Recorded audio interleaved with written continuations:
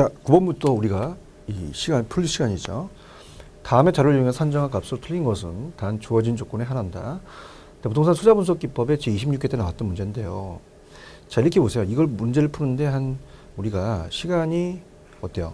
1분을 넘겠죠. 그래서 우리가 앞쪽에서 순종이 역수관계입니다.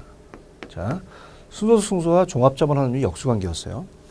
얘가 10이면 얘가 10분의 1이 돼서 10%가 되거나 얘가 8%면 다른 게 되는데 지금 얘가 안 맞다는 건 이 둘 중에서 정답이 있는 거예요. 힌트를 준 거거든요. 자, 그렇다면은 우리가 첫 번 문제부터 천천히 풀어보죠. 그러면 답은 2, 4번이 될 수 있다라는 가정하에 여러분들이 접근하시면 되는데요. 자, 우리가 유효 총소득이에요. 자, 그러면은 유효 총소득은 자, 우리가 유효 총소득이라는 자체 승수인데 승수가 문제에서 5라고 주어졌거든요. 우리가 유효 총소득이라는 자체가 얼마인지를 우리가 지금 구하라고 얘기하잖아요. 자, 그럼 요거는 알고 싶다면 자, 우리가 항상 밑을 나눈다 그랬죠. 자, 어떻습니까? 총투자액이 올라가거든요. 총투자액이 우리가 얼마예요? 10억이죠. 총투자액이 10억이면 5로 나누게 되면 얘가 2억이 됩니다. 그럼 2번 문제는 1번 문제 맞고요. 그 다음에 이제 2번 문제는 보통 우리가 순소득 순수는 이제 어떻습니까? 자체적으로 이 총투순이라고 외우시라고 그랬죠. 총투자액을 나눈다. 순영업소득을. 그래서 자, 순소득 순수는 자본회수 기간입니다. 자, 그럼 얘는 총투자액이 올라가고요. 앞에 있는 순소득이 내려가요. 순소득이.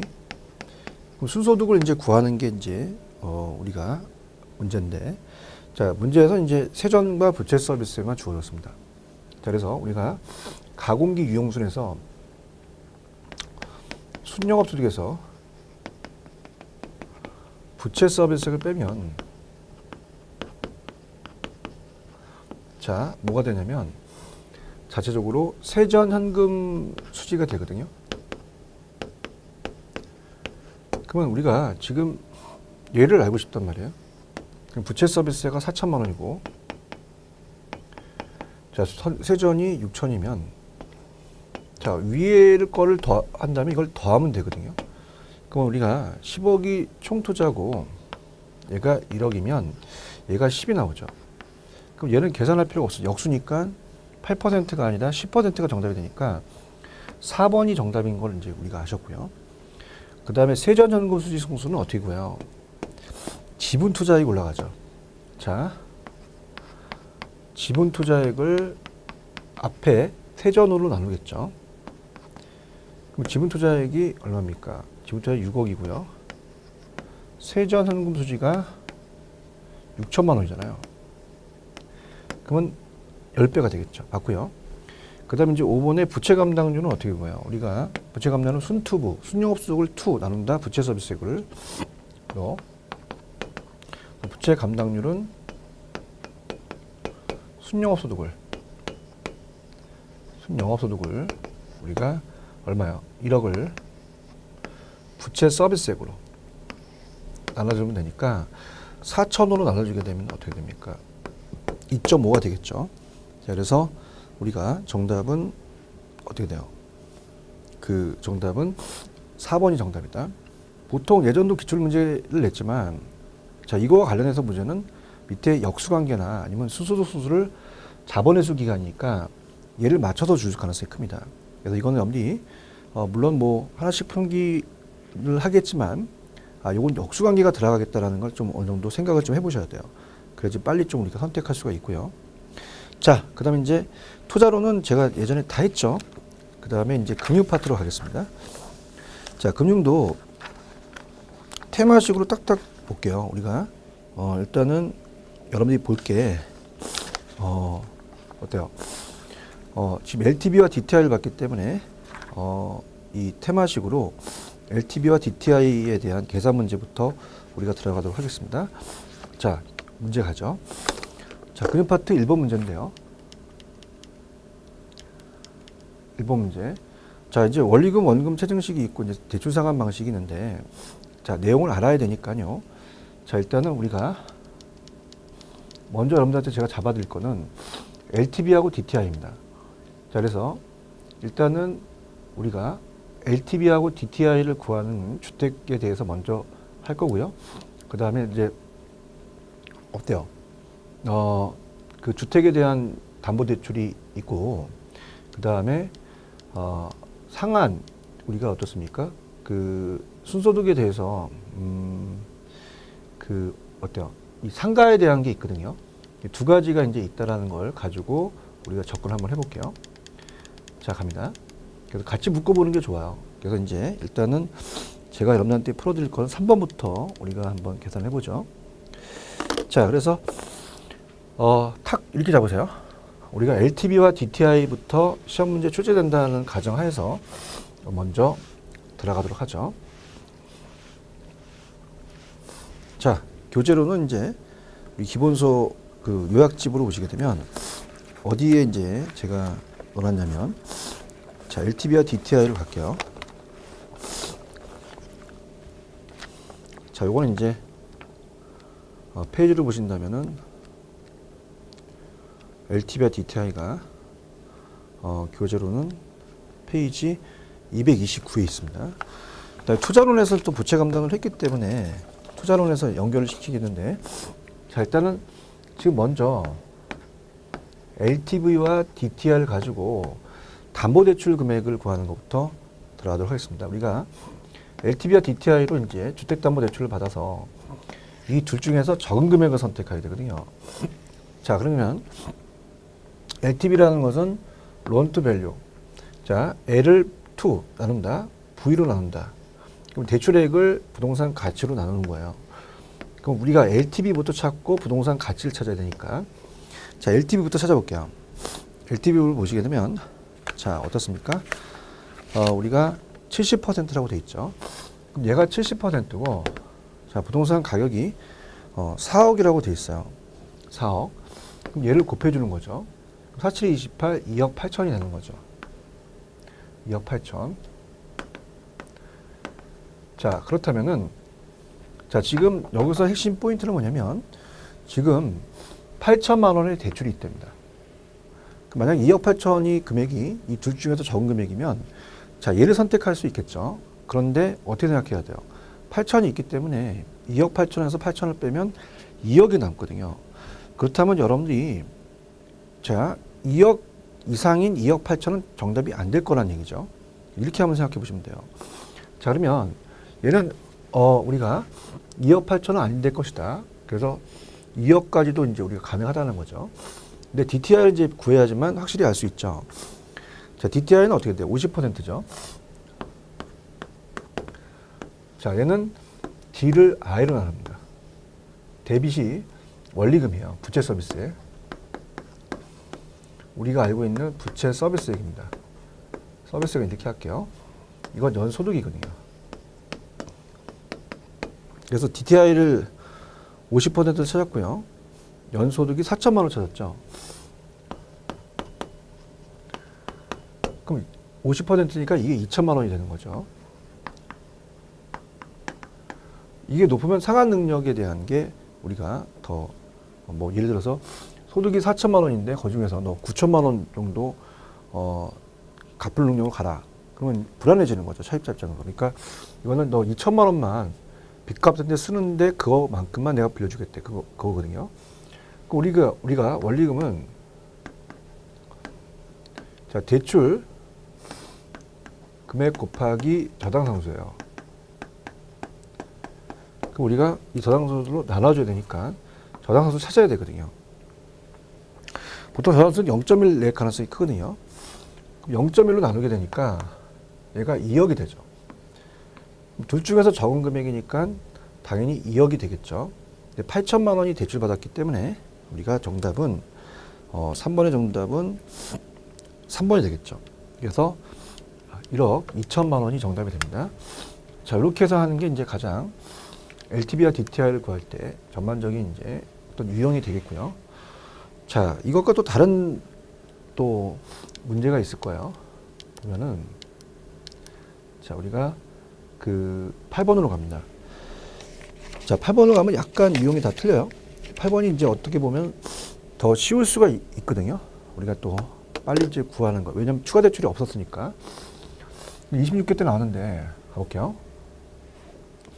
자, 그러면 이제 주택담보대출을 희망하는 A의 소유자가 주택시장 가치가 3억입니다.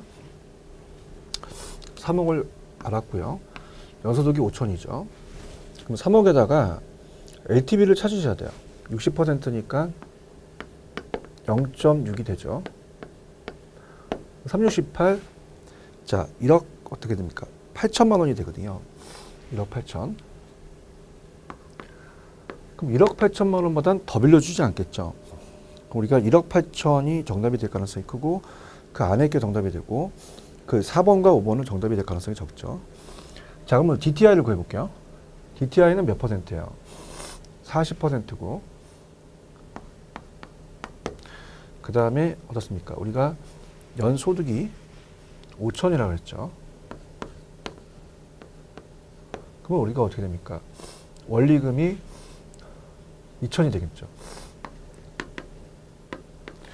저당수 0.1 내주죠. 그러면은 어떻게 돼요? 2천만 원에다가 0.1 나니까 2억이 되죠. 그러면은 2억이 되니까 이 둘 중에서 작은 금액이니까 1억 8천이 되겠죠. 그래서 1억 8천이 정답이다. 3번이 정답이겠죠. 자, 이건 이제 주택이었어요.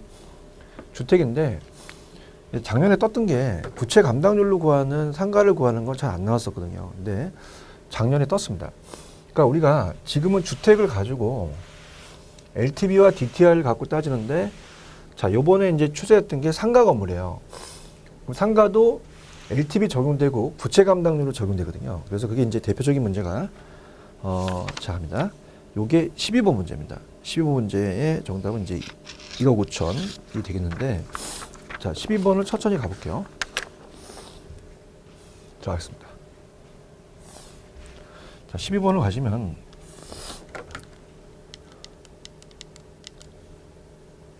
자, 아까 좀 전에는 주택이었거든요. 근데 이건 뭐냐면 어떻습니까? 상가를 얘기를 해요. 그러니까 상가는 부채 감당률을 기준으로 합니다. 근데 LTV는 똑같거든요. LTV부터 찾아서 더 많이 빌려주진 않겠죠. 근데 부채 감당률은 제가 이제 부채 감당률은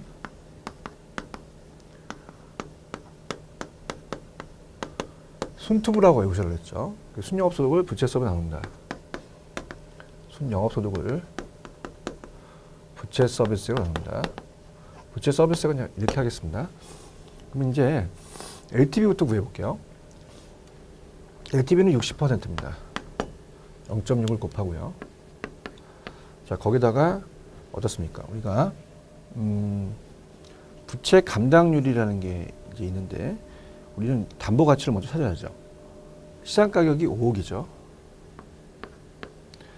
그러면 0.6에다가 5억을 곱하면 3억이거든요. 근데 3억인데 기존 대출이 1억이 있다면 자, 어떻게 생각하십니까? 2억밖에 대출이 안 되잖아요. 그럼 2억을 넘는 건 안 되겠죠. 그래서 4번과 5번은 정답이 되지 않을 것 같다. 이제 부채 감당률을 이제 따지는 거죠. 자, 부채 감당률은 이렇습니다, 여러분들. 이 부채 서비스액이 원리금이에요. 아까 DTI에서도 원리금이 나오면 저당선수를 찾으라 그랬죠. 그래서 원리금은 자, 대출 금액 곱하기 저당상수이기 때문에 저당상수를 빨리 찾으셔야 됩니다. 그래서 나눠야지만 대출 금액이 나오거든요. 자, 그러면 얘와 얘를 구해줘요. 그럼 얘는 얘를 나누면 되거든요. 그럼 우리가 부채 감당률은 몇 점 몇이라고 되어 있냐면 1.5라고 되어 있죠. 1.5. 자, 그래서 거기 보시면은 이제 부채 감당률은 2죠. 2. 1.5가 아니라 2에다가 순영업소득이 얼마야? 1억이니까 원리금은 5천만 원이 되겠죠. 거기다가 5천만 원에다가 저당상수 0.2로 나누시면 됩니다. 0.1로 나누게 되면 자, 얼마가 돼요? 우리가 2억 5천이 되거든요. 그러면 2억 5천이니까 3억하고 2억 5천 중에서는 작은 금액이니까 2억 5천이 되겠죠. 거기다가 기존 대출이 있으니까 1억 5천이다. 그렇게 잡으시면 됩니다. 자, 그래서 얘의 정답은 2번 1억 5천. 그래서 12번의 정답은 자, 우리가 어떻게 돼요? 1억 5천. 그래서 12번의 정답은 2번이 정답이다. 그렇게 가져가시면 되고요. 자, 그래서 LTV와 DTI는 주택이고 LTV와 DTI는 상가다. 자, 이렇게 가져가시면 될 것 같고요. 그 다음에 이제 앞쪽으로 가셔서 천천히 순서대로 갈게요. 자, 이제 우리가 알고 싶은 거는 원금과 원리금 체증식입니다. 자, 그래서 자, 이걸 이제 푸는 방법을 이제 가르쳐 드리면 자, 할게요. 원금, 원리금 체증식을 어떻게 잡냐면 계산 문제를 빼고 잡을 수 있는 방법은 자, 들어갑니다. 자, 일단 A와 B를 넣으라고 그랬잖아요. 그죠? 요거는 이제 좀 쉽게 출제가 됐어요. 그래서 우리가 두 가지를 넣는 건 좀 문제가 쉬웠다. 이렇게 보는데 자, 들어갑니다. 교재로는 이제 우리 교재 몇 페이지 참조하시냐면 뒤로 쭉 보시면 우리가 이제 앞쪽이죠. 앞쪽에 자, 페이지로 가시면은 우리가 221페이지 있죠. 그래서 원금, 원리금 체증식이라는 게 있어요. 자, 갑니다. 자, 그러면 여기서 원하는 거 뭐냐면 자, 우리가 원리금에 대한 걸 이제 봤을 때 자, 이렇게 상환됩니다. 초기하고 후기가 있죠.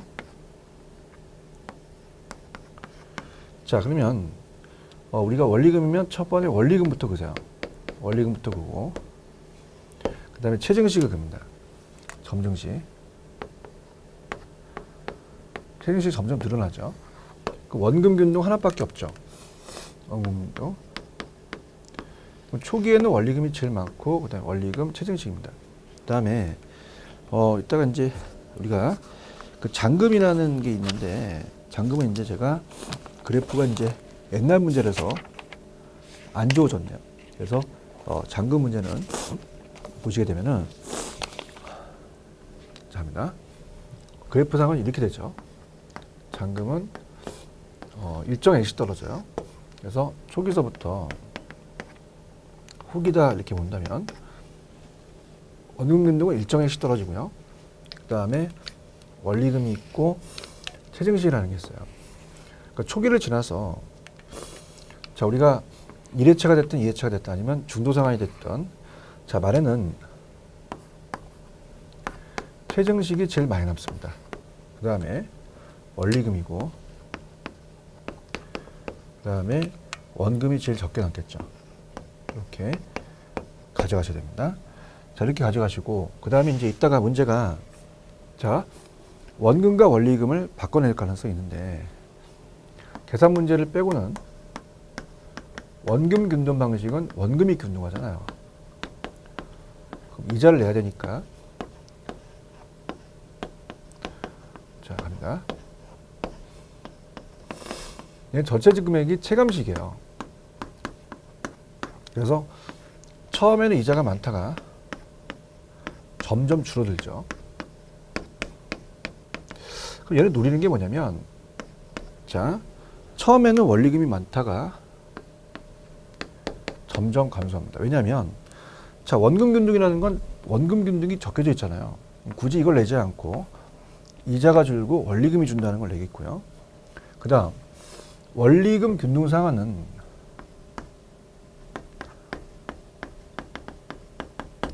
원리금이 균등해요. 물론 우리가 구하는 거는 이제 융자에다 저당소를 곱한다는 거 아시고요. 원리금이 균등합니다.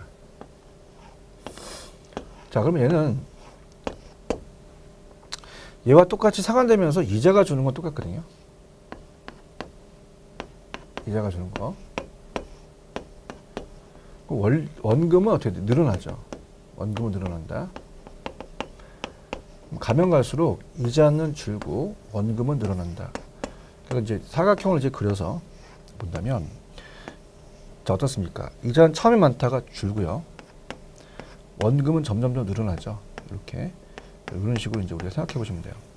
그래서 얘는 원리금은 똑같다는 거 아니까 안에 있는 이자가 처음엔 크고 작아지고 원금은 처음엔 작고 커진다는 걸 노린다니까 이렇게 해서 우리가 비교할 수 있어야 되고요. 계산 문제는 항상 원금 균등은 원리금을 내고요. 원금과 이자를 더해야 되죠. 우리가 첫 해도 나왔지만 두 번째도 나왔었어요. 근데 얘는 원리금은 원금을 구합니다. 그럼 원리금에다가 뭘 빼야 돼요? 이자를 빼서 원금을 구한다. 이런 식으로 기본적인 걸 갖고 우리가 접근해 볼게요. 자, 우리가 이제 가시게 되면 1번 문제 안에 들어가 오는 것은 자, 원리금 상환 부담을 초기에는 적게 낸다. 점차 그 부담을 늘려나간다. 장래 소득이나 매출이 늘어날 것에 해당되는 젊은 신혼부부. 그러면 체증식이 낫겠죠. 그 다음에 두 번째는 원리금 상환의 매기 동일하지만 원리금에서 원가 차지하는 비중이 상환기가 따라 달라진다. 자, 첫 번째는 체증이 되겠고요. 두 번째는 원리금이 돼서 3번이 정답입니다. 그래서 우리가 1번에는 3번이 정답이다. 이렇게 확인할 수 있죠. 그래서 이렇게 확인하셔서 가볍게 풀어봤고요. 원금, 원리금, 체증식은 출제될 가능성이 높아요. 그래서 우리가 100%라 볼 수 있는데요. 다음 문제 갑니다. 자, 이거는 이제 어떻습니까?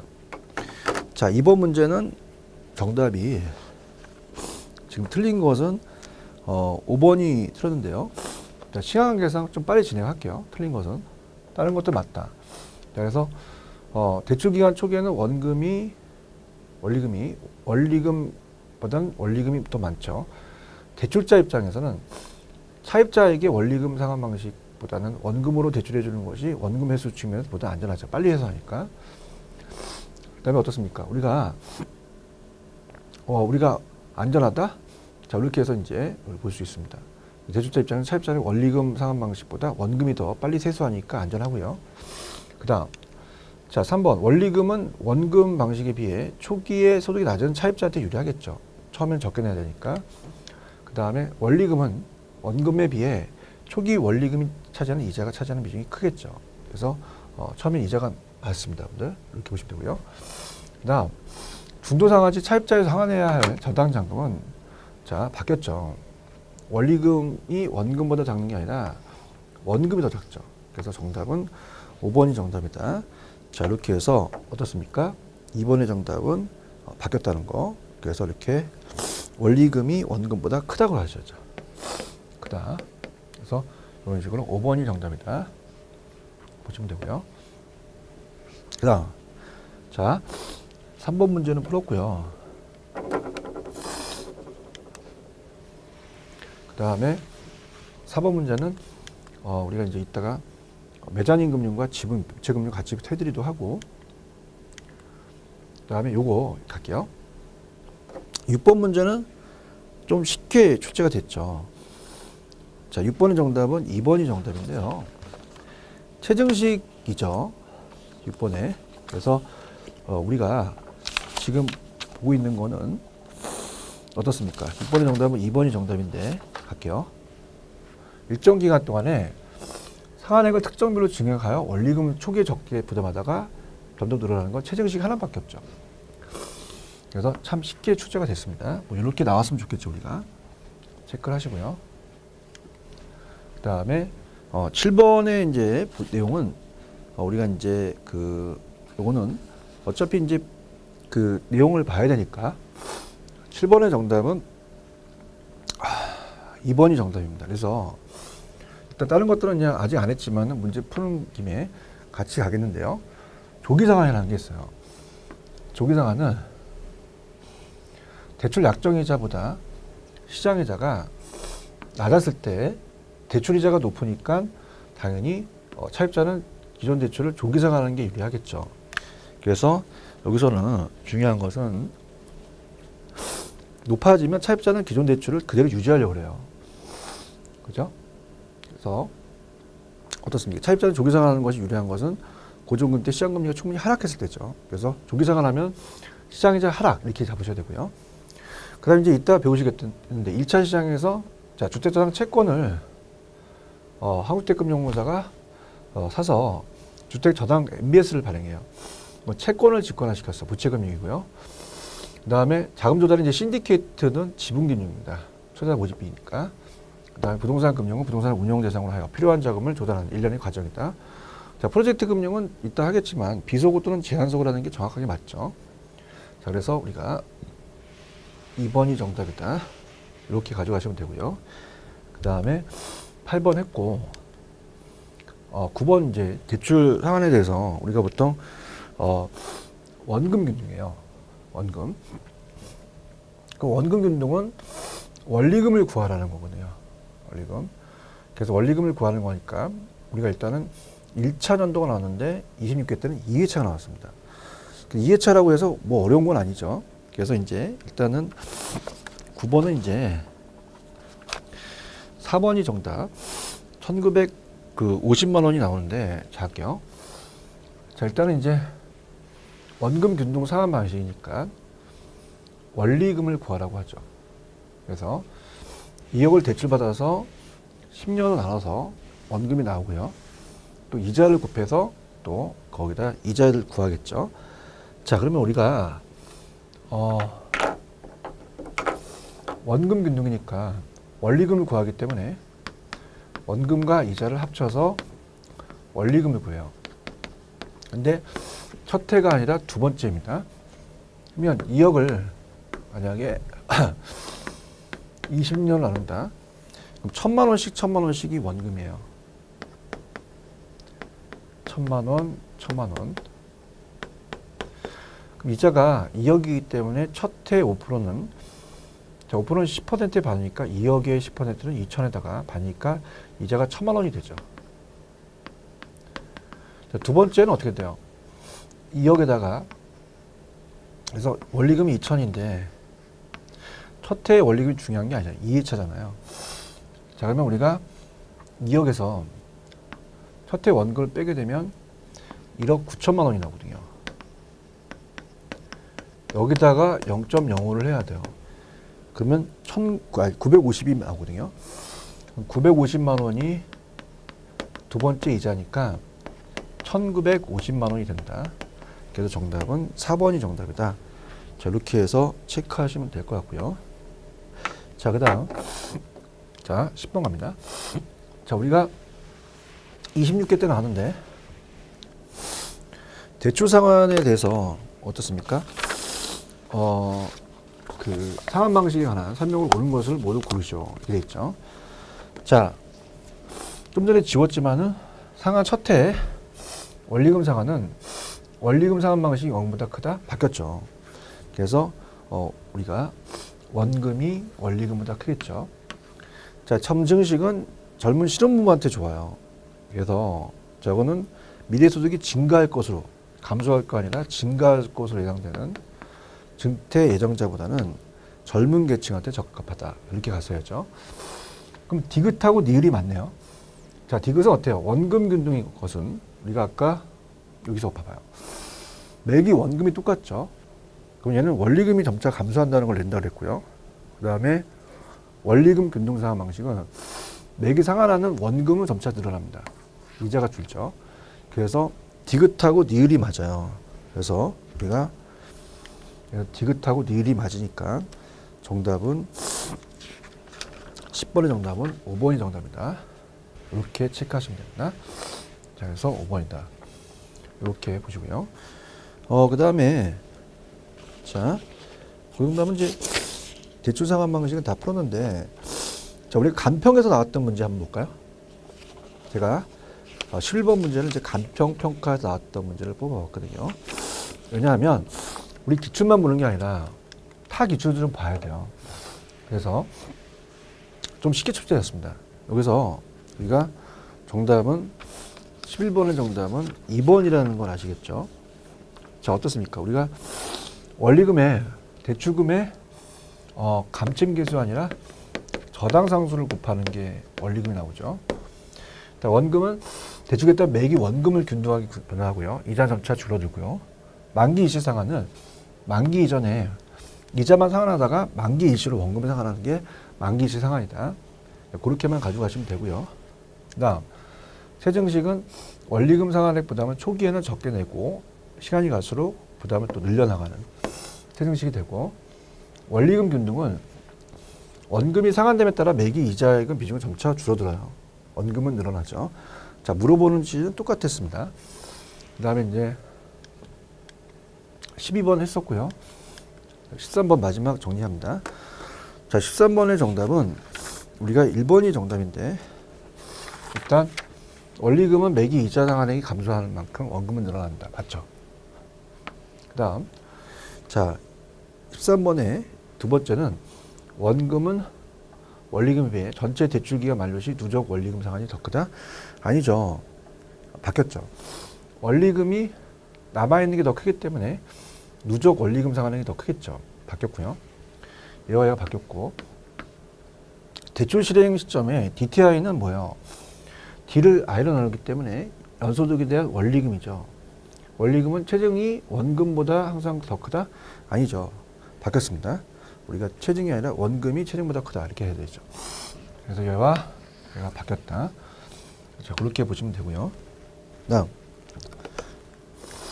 4번 대출금을 조기 상환하는 경우 나중에 어떻게 돼요? 남아있는 게 체증식 원리금, 원금이 없잖아요. 그래서 원리금에 비해 원금이 상환이 큰 게 아니라 원리금이 더 상환하기 크겠죠. 자, 체증식은 대출 잔액이 지속적으로 감소하므로 다른 방식에 비해 이자 부담이 작다. 자, 어떻습니까? 체증식은 이자 부담이 더 커지겠죠. 그래서 우리가 더 커진다 이렇게 가야 되죠. 그래서 어떻습니까? 자체적으로 우리가 틀린 것은, 맞는 것은 1번만 정답이다. 이렇게 보면 됩니다. 자, 그다음에 이제 저당 유동화의 제도를 이제 보기 전에, 자, 갈게요. 어차피 이제 우리가 저당 유동화를 갖다가 또 여기 오면 그러니까 우리가 이제 보실 거는 매자닌 금융하고 그 다음에 부채 금융이거든요. 그래서 일단은 여러분들이 그 MBS 제도를 하면 다 끝나는데, 일단은 저랑 페이지 216페이지 갈게요. 자, 216페이지 가셔서 우리가 지분금융과 부채금융이라는 게 있어요. 그래서 일단은 지분금융은 자기 지분을 판매하는 거죠. 그래서 이제 조인트 벤처라든지 자기 이제 공동사업을 투자하고 신디케이트라든지 리츠라든지 주식 공모회의한 증자, 신디케이트 이런 것들은 다 지분이라는 거 아는데 부채 위주로 좀 가져갔으면 좋겠어요. 편법으로. 채자가 빌릴 채자고 빚을 진다는 거죠, 부채가. 우리가 항상 사채나 채권이 들어가면 다 부채입니다. 그죠? 자, 그 다음에 어떻습니까? 우리가 저당이나 담보가 다 들어가면 부채인데 ABS를 좀 주의하셔야 돼요. ABS는 Asset Back S 증권이거든요. 그래서 원래는 정확한 해석이 자산 담보부 증권이 맞아요. 근데 이따 문제를 보겠는데 어떤 출제원이 자산 유동화 증권을 한글로 했거든요. 이것도 이제 우리가 담보 증권이라 해서 부채로 가져가셔야 됩니다. 이렇게. 그래서 예외도 있지만 이렇게 가서 먼저 부채를 고르시면 빨리 풀 수가 있어요. 그럼 5번도 어떻습니까? 우리가 자, 5번도 빨리 우리가 선택할 수가 있는데 5번의 정답은 몇 번이 정답이냐면, 자, 우리가 3번이 정답이죠. 그래서 5번에 3번을 이제 보게 되면, 자, 어떻습니까? 니은하고 디귿이 부채다 합니다. 얘 부채죠. 얘도 부채입니다. 니은하고 디귿이 부채다 이렇게 이제 보시고요. 자, 좀 어렵게 나왔던 게, 제가 요약집에 넘기시면은 신주 인수권 부사채라는 게 있어요. 매자닌금융. 그래서 218페이지 가시면 매자닌이라는 거 있죠. 매자닌은 이제 이탈리아의 오페라 하우스 같은 경우 1층과 2층도 아니고 중간층이 이제예요. 그래서 이건 혼합형을 얘기하거든요. 그래서 이제 219페이지에 제가 신주인수권은 자 주자가 들어갔잖아요. 인수권 부사채. 사채와 주식이 들어갔기 때문에 미리 정해진 가격으로 정해진 지수를 배정받을 수 있는 권리가 부여한 채권이에요. 그래서 이거는 우리가 부채 채권을 주식화 시킨다 그랬잖아요. 그래서 이것만 좀 주의하시면 됩니다. 요게 이제 지분도 부채도 아닌 메자닌 금융이다. 그래서 우리가 전 페이지 가시면 메자닌 금융에 속하는 것은 신주 인수권 부사채가 되고요. 자, 얘는 ABS니까 부채가 되겠고, 신디케이트 지분, 조인트 벤처 지분, 얘가 부채 금융이 되죠. 그래서 다 같이 이제 같이 묶어서 나올 때가 됐습니다. 그래서 요거 꼭 체크를 좀 해주셨으면 합니다. 그래서 우리가 자 1번서부터 이제 우리가 쫙 볼게요. 답니다. 다 풀었죠? 자 1번 풀었고요. 2번 풀었고 3번, 4번, 5번, 6번, 7번, 8번 다 풀었죠. 그래서 우리가 쭉 보시게 되면 LTV와 DTI, LTV와 부채 감당률, 그다음에 원리금, 원금, 체증식 이렇게 해서 정리해 주시고, 자 이제 본격적으로 이제 MBS에 대한 제도예요. 그래서 MBS에 대한 제도가 우리가 이제 가시게 되면은 자 교재로는 페이지 제가 저당 유동화 제도로 해놨죠. 그래서 몇 페이지를 가시냐면 235페이지입니다. 2, 3호로 가시면 자, 저당 유동화 제도가 이제 4개의 문제로 이제 구성을 했는데요. 자, 이렇게 할게요. 우리가 1차와 2차 저당 시장이 있습니다. 그래서 저당에 대출해 주는 시장, 담보 대출해 주는 시장이 1차고 자금을 공급해 주는 시장이 2차다. 그렇게 했죠. 우리가 1차와 2차는 완전히 별개입니다. 그래서 2차와 2차를 바꿔낼 수가 있고요. 그 다음에 MBS에 대한 종류를 낼 수가 있죠. 그래서 자 우리가 유동화 제도는 합니다. 갑돌이가 차입자예요. 차입자. 그래서 이제 주택을 담보로 하죠. 모기지가. 그러면 1억이 있으면 자 A은행한테 돈을 빌려요. A은행은 대출자라고 하고요. 얘가 1차 대출 기간입니다. 자금을 대출해주면 두 가지 권리를 갖고 오죠. 자, 근데 이제 우리가 원래 현금에 대한 구조와 우리가 돈을 빌려주면 차용증을 받잖아요. 채권이 있거든요. 그래서 현금이 있고 정확하게 주택 저당 채권이 있죠. 현금을 준 다음에 채권을 갖고 오니까 이게 많아져요. 그럼 얘네들은 이걸 유동화 시켜야 되거든요. 그래서 여기 알고 계시는 한주금, 한국주택금융공사한테 넘깁니다. HF라고 하죠. 넘기게 되면 얘가 유동화 중기기간이 되는데요. 자금을 줍니다. 그러면 어떻습니까? 얘는 2차 대출 기간이라고 하죠. 그래서 여기가 1차 저당 시장은 자 제가 자금을 대출해 주는 시장이다.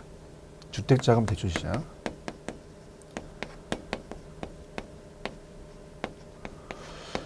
이렇게 얘기했고, 자 여기는 2차 저당 시장이죠.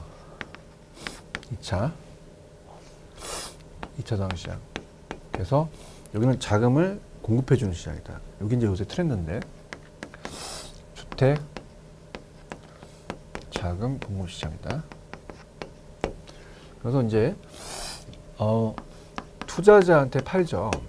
팔아서 우리가 자금을 주게 되면 MBS를 발행해요. MBS가 주택이 있고요. 모기지가 저당이고 빼기 담보죠. 그래서 우리가 아까 먼저 잠깐 봤는데 주택저당 채권을 직권화시킵니다. 그러면서 쪼개서 발행을 하죠. 그래서 이렇게 해서 이제 직권화시킨다는 거. 그럼 1차와 2차는 완전히 별개예요. 그래서 1차는 저당 자금을 대출해 주시고 저당 채권이 형성되고 2차는 자금을 공급해 주고 유동화되는 회사죠. 그래서 1차와 2차 대출 기간은 자기가 저당권을 반드시 파는 게 아니라 자기가 보유할 수도 있고요. 포트폴리오 구성할 수도 있다. 차입자와 2차는 전혀 상관이 없고요. 네, 그렇게만 보시면 돼요. 그래서 요즘 트렌드는 이제 1차와 2차를 이제 바꿔낸다는 거. 네, 그렇게 해서 이제 본다면, 자, 여기에 관련된 문제부터 볼게요. MBS에 대한 종류는 이제 다음 시간에 제가 해야 될 것 같고요. 자, 여기에 대한 문제를 가볼게요. 자, 2번 문제가 이제 대표적인 문제인데, 자, 이건 이제 이따가 다음 시간에 하고요. 자, 일단은 부동산 시장 및 부동산 금융에 관한 설명 틀린 것은, 자, 다른 거 다 맞아요. 들어가 볼게요. 자, 여기 정답은 이제 2번의 정답은 5번의 정답인데요. 들어갑니다. 자, 부동산 시장 부동산 권리 교환, 가격 결정, 종량적 이용 공간 배분 등의 역할을 수행합니다. 그래서 우리가 자고가 정량 있잖아요. 자원 배분의 기능도 하고요. 공간, 그다음에 자고가 교환 기능, 가격 창조 기능을 하죠. 주택시장이 침체되어 거래가 부진하면 수요자 금융을 확대시켜서 주택 수요를 또 증가시킵니다. 이게 이제 수요자 금융이죠. 그래서 돈을 많이 빌리면 주택 경기가 또 활성화되고요. 다른 대출 조건이 동일한 경우 통상적으로 고정금리는 변동보다 높다 그랬죠. 우리가 인플레만큼 가산해야 되니까 은행이. 자, 이렇게 보시면 되고요. 정답은 이제 여기가 5번이 정답인데 일단 할게요. 우리가 좀 전에 봤던 LTV는 담보 인정 비율이고 DTI는 데뷔 투 인컴, 타조 상환 능력이 변경되면 주택 수요도 변화될 수 있죠. 자, 5번을 노렸는데 조금 봤던 주택금융시장이 1차와 2차가 있잖아요. 금융에 수취한 예금 등으로 주택담보대출을 제공하는 주택자금 공급시장, 주택부터 자금 조달, 자금 대출 기간을 공급해주는 주택자금대출시장인데 바뀌었죠. 힌트는 자, 앞에 거는 주택의 담보대출을 제공하니까 자금대출시장이고 뒤에는 대출기간을 공급해주는 거니까 어떻게 돼요? 주택공급시장이죠. 힌트가 나왔어요. 그래서 딱 5번이 정답이다. 자, 이게 힌트를 주어졌다는 건 나중에 또 내겠다는 얘기죠. 그래서 그렇게 해서 우리가 또 실수될 수 있으니까 잘 살펴보시고요. 자, 그 다음에 이제 그 다음 문제가 3번 문제입니다. 3번에 이제 노렸던 게 3번의 정답은 4번이 정답이거든요. 일단 차입자가 있으면 1차고 이걸 자금의 수요자라고 합니다. 자금의 수요자, 빌려가는 사람이죠. 그래서 투자자금이 2차인데, 자, 주택금융은 주택자금조성, 자가주택 공급 확대, 주거안정 또 기능이 있고요. 소비자한테 빌려주는 건 주택 구입하는 사람한테 주택을 담보대출해줍니다. 그 다음에 LTV는 담보가치 중심으로 대출 금융을 결정하고 DTI는 차입자의 소득 중심으로 간다. 자, 그러면 자, 저당 대출을 원하는 수요자, 자금에 대한 수요자, 이게 차입자예요. 금융으로 형성된 시장을 말하며 담보대출은 2차가 아니라 1차죠. 예전부터 1차와 2차를 자꾸 바꿔냈거든요. 그래서 정답은 4번이 정답이다. 자, 원리금은 좀 전에 어떻게 했습니까? 원금에 비해 대출 직후에는 원리금의 상환이 적겠죠. 그죠? 대출이 끝나면 이제 원금이 더 많으니까. 자, 어떻습니까? 자, 우리가 원리금은 원금에 비해 대출 직후에는 이제 원리금 상환이 적죠. 자, 우리가 어떻습니까? 그렇게 해서 이제 보시고요. 그래서 5번도 맞고 정답은 3번. 자, 우리가 4번이 틀렸다는 거 이렇게 보시고요. 마지막 문제는 이제 또 똑같은 문제였어요. 아까랑 조기상환이라는 게 있잖아요. 그래서 자, 이거는 이따가 뭐 어차피 나가니까 또 나가면 또 힘드니까 지금 얘기해 볼게요. 자, 이거는 이제 아까 배웠던 조기상환이에요. 조기상환하면 고정률 때 금리가 하락이죠. 하락 시 차입자의 조기상환에 대한 위험이 커지겠죠. 조기상환 아까 대출 약정보다 시장금리가 낮았을 때 차입자가 조기상환하는 게 유리하고 그만큼 대출자가 위험하다. 자, 그래서 정답은 4번이다. 3번의 정답은 4번인데 다른 건 이제 다음 시간에 할 거지만 트렌치별로 적용되는 이자율과 만기가 다른 것은 CMO예요. 트렌치가 나오면 무조건 CMO 찍고요. MBB는 모기지 백 붙는데 발발이라고 할 거예요. 발행기간입니다. 그래서 채권형이며 발행자는 그만큼 위험하니까 초당금 제공하는 것이 일반적이고 그다음 MPTS는 모기지 패스스루예요. 다 넘겨버리죠. 근데 이따가 투자자 애들이 위해서 TS니까 투자자한테 넘깁니다. 조기상환 이용 다 투자한테 가고요. 자, 2차는 1차에 자금을 공급하는 역할을 한다. 이렇게 해서 보시기 바랍니다. 자, 이렇게까지 하고요. 그 다음에 이제 아까 안 해드렸던 거는 자, MBS에 대한 종류가 있잖아요. 그래서 우리가 그 MBS에 대한 종류에 대해서 일단은 공부를 한 다음에 우리가 MBS에 대한 종류를 들어가도록 하겠습니다. 좀 쉬었다가 MBS의 종류로 가도록 하죠. 좀 쉬었다 가겠습니다.